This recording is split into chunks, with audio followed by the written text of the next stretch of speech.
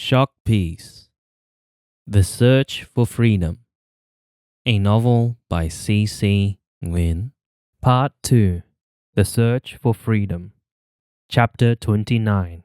The Second Currency Change. The Planning. May 2nd, 1978. 3 years had gone by. During the last few months, Drin noticed hushed talks in the back of the house between her mother and her brother-in-law, Mac, late in the evenings and in the small hours of the morning.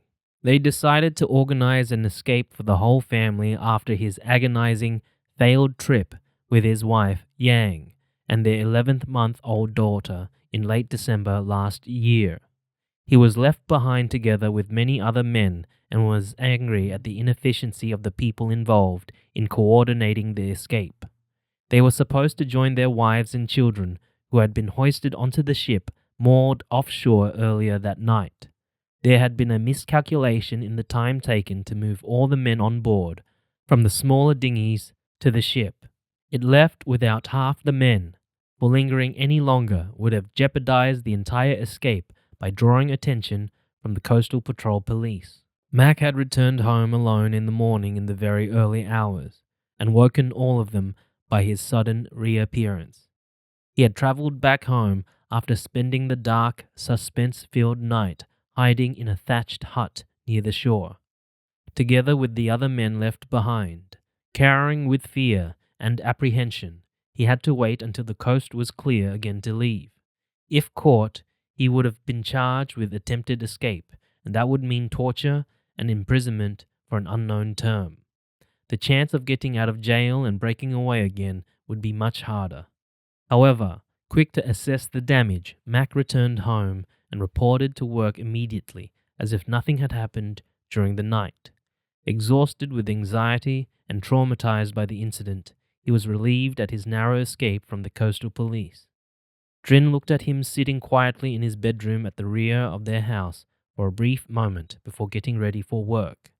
His eyes were red, and his face was haggard with tiredness. She felt a pang, knowing that he was so worried for his wife and daughter on board the ship and moving further and further away from him every minute. He might not see them again, Drin thought sadly. Looking up from his sorrow, he waved his hand and motioned her closer. Yang and Kate have gone. I hope for their safety I am okay, he said and smiled awkwardly, trying to hide his weariness. Aren't you about to get going for school? She nodded and swallowed the lump in her throat, then hurried out of his sight to avoid the melancholy feeling in the air. Mac had returned to work and started his planning almost immediately. He and Mother had chosen their rendezvous at Ninh Kieu Market at Cần Thơ, a popular port for most escapees. They decided to outsmart the system by using the regular port, doing the expected at an unexpected moment. The previous currency, Liberation Dong in the south, was volatile. No one believed in its value after the first currency change in the south following the fall of Saigon in September 1975. The banknotes could be turned into useless paper trash overnight by the unexpected change of currency. 18-karat gold was used instead, and gold nuggets, each weighing approximately 37.5 grams, were the main medium of barter for most large transactions. The gold was divided into smaller portions as leaf of 1/10 or 1/20th nuggets for ease of use as well. Through a labyrinth of introductions and contacts, Mother had established rapport with the Politburo party members or coastal guards on various occasions in preparation for the escape. With sufficient reward, the other organizers would bribe their way by giving the authority large amounts of cash or gold nuggets to ensure their smooth operation and secure the hours of boarding on the departure date. The authority would turn a blind eye, and the escapees were supposed to be protected during those particular hours, or so it seemed. However, there were cases where the party members or coastal guards or both could turn treacherous and arrest them if the price were not high enough to satisfy their greed. Both parties would face harsh punishment if discovered. Alternatively, if either party turned whistleblower on the other one, then the whole operation would be aborted and mayhem would result, unless even more bribes were offered. There were so many stakes involved that trust had to be a part of it. Ironically, the trust that came from joint clandestine adventures was normally a two-edged sword. Neither party was able to seek justice if it were betrayed. Jean knew how peculiar and how irrational it was to plan for the family to escape regardless of the uncertain outcome. But it was what Vietnamese people did during those years. Desperation was another word for it, as what else could they hope for in the future? Dying out there at sea or suffering right here in their own house was very much the same. The living conditions and the suppression were far more than they could stand. Escaping meant they might have a chance to breathe in the air of freedom again, and to escape was the only solution they could think of then. They just wanted to get out of the country, away from the Vietnamese communists, and that was enough, regardless of arriving anywhere else. During that extraordinary period, G was prepared to leave everything behind, even her own life and the lives of her beloved family, just to gain the precious freedom that was taken away from them. She was prepared to risk it all and take a one-way ticket to reach either a safe haven or, for some unfortunate souls, a horrific hell. However, there are profits to be gained in destruction as always. The Exodus had provided riches for people traffickers who reaped enormous fortunes by charging each person 5 gold nuggets per head. 1 gold nugget had enough cash value to effectively sustain a family of 5 to 6 members with enough food for a year. The traffickers and their accomplices were comrades in high positions in the Communist Party, who had enormous power to impose any law or stage any coup anywhere at any time in the South. They had the authority to grant visas for the Vietnamese boat people in their semi-official modus operandi. They were inadvertently the culprits driving many South Vietnamese boat people to their deaths. Without the courage and boldness to plan the escape, Jean knew that her family would never have a chance. They were living on a day-to-day basis only by her modest profit through trading in the stretch of territory from Van Tiek and Saigon, a route of 300 kilometers. She became a frequent traveler, managing to feed her family during those difficult times. She could never have saved enough gold nuggets to afford the price of escape for her family of 8.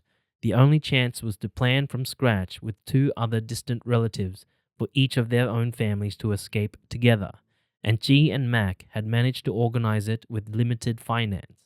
In fact, they had used every penny for the preparations to purchase the boat, fuel, compass, food, water, and other necessities. The time for the departure date was set for approximately 3 months after the commencement of the operation, the shortest time possible to prepare and strike without raising suspicion. There was no time to lose. They had no choice but to let their fate be determined by luck. The boat could not remain idling at the mooring for very long without being noticed. After many nights of deliberating and alternatives, they decided to take their chances and would just board the dinghies by nightfall at Ninh Kieu Marketplace on May 15, 1978. Their bet was all or nothing for a glorious jackpot, out of the country in search for freedom or a total loss, empty-handed. This was it. They hoped that the time was right when the South was still in the turmoil of the second currency change. Their escape was scheduled 2 weeks after the second currency change, and the latter happened on Tuesday, May 2nd, 1978. A few days before the historical event, Mac was curious to notice that many party members working in his office suddenly decided to purchase everything available in the State Department stores, from large, notable, valuable items like bicycles, radios, and watches, down to smaller items like sugar, rice, fish sauce, and so on. The stores were almost empty by Saturday, even though the quality of many items in the stores was not as high as in private trade. Every long-term party member seemed to be determined to acquire them all.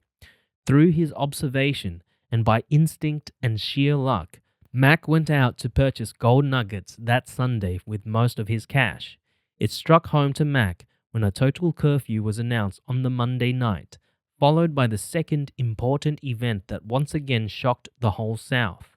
The second currency change was to take place the next morning, and the inside information was given to long-term party members beforehand as previously.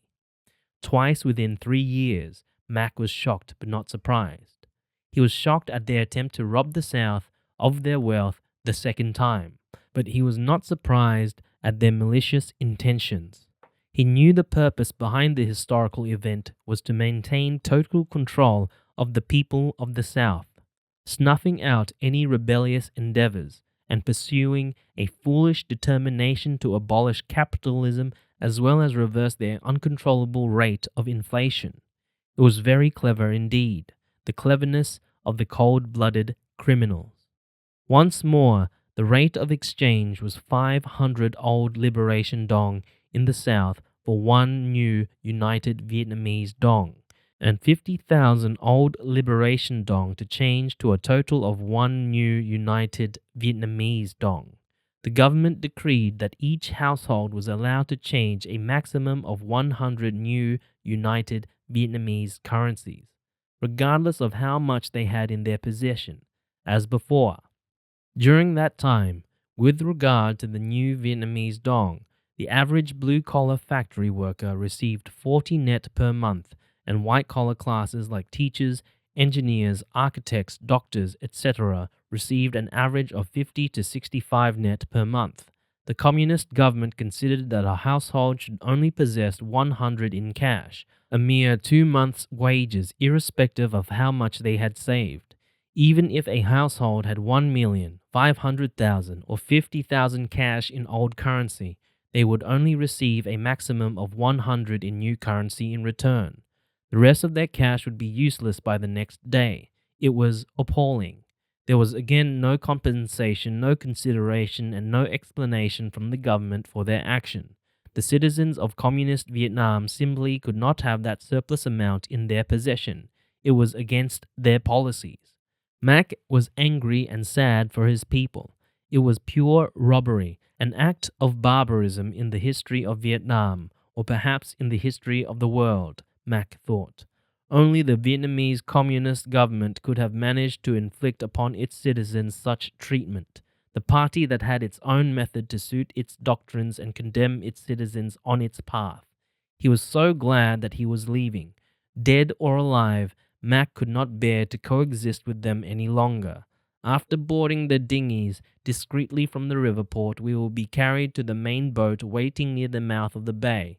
The plan is to try and dodge the coastal border observation station and quickly get out to international waters or the high seas as the first step, then to try to get to the nearest neighboring coastal region and hope for the best, Mac explained to them during the family meeting. They could not afford to bribe the port, but G still had to ask the Ninh station ferry chief to hire dinghies for them. Please accept this 1/10 leaf of gold as our token of thanks, Mr. Man. The date is Thursday next week. Please make sure you have enough dinghy operators around the port between 6 p.m. and 10 p.m. to cover our boarding. G put the leaf of 18-karat gold in between the sticky rice cakes wrapped in coconut leaves and discreetly handed it to Mr. Man, the station chief. This was not the first time she had to bribe him. However, due to their final escape date, this was the most difficult time of all. Previously, she had more cash. The whole country had had the second currency change 13 days ago, and they could not buy enough new currency in time. What luck it was that Mac had bought gold nuggets before the dramatic change, and G had a few gold nuggets left to use for the last bet. How many of you are going to be here? Mr. Man quickly pocketed the gold leaf and peeled a rice cake to eat. He chewed noisily. The string of beige coconut leaves trailed a good meter from his hand. His chubby fingers were short, and he had a gold ring on his little finger, a thick gold chain on his left wrist. Helping people escape seemed to be ludicrously prosperous. Each time an escape was about to take place, he and his mates netted a substantial amount of gold leaf each. There had been a continuous flow of business ever since last year, and it was increasing in frequency. They had a rendezvous on almost every second day at Ninh marketplace. There are going to be around 50 of us. I need you to hire 6 dinghies with rotor operators to bring us to the main vessel moored out there, sometime after dark. Please allow them to do the rounds for us. Thank you so much, Mr. Man. We won't forget your kindness. You'll be rewarded even more after we're safely out of there. G reassured him, playing on his greed. Okay, leave it to me, Madam G. I'll take care of everything, don't you worry. He threw the palm leaf wrappings on the ground and walked away. During the peak 2 years of 1978 to 1979, desperate South Vietnamese were impelled to take to the sea in groups of 50 to 100, 200, or even larger numbers in crowded boats.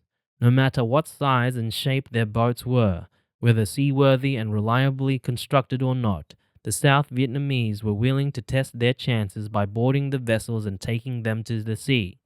Their rationality was overwhelmed in their sheer determination to get out of the country and get away from the ruthless suppression imposed upon them by the government. The people were appalled at how brutally they were treated. They felt there was no hope for a change for the better, and they saw the government as rotten to the core. There were no other alternatives but to leave. Everyone knew that a change of government was impossible under the democracy of the single-party system. The exodus was a historical event that sent shockwaves across the continents, with over 1 million South Vietnamese fleeing their homeland. It was also horrifying to realize that the sea became a mass grave, with approximately 500,000 deaths at sea, making an approximately 60% of survivors who reached land safely.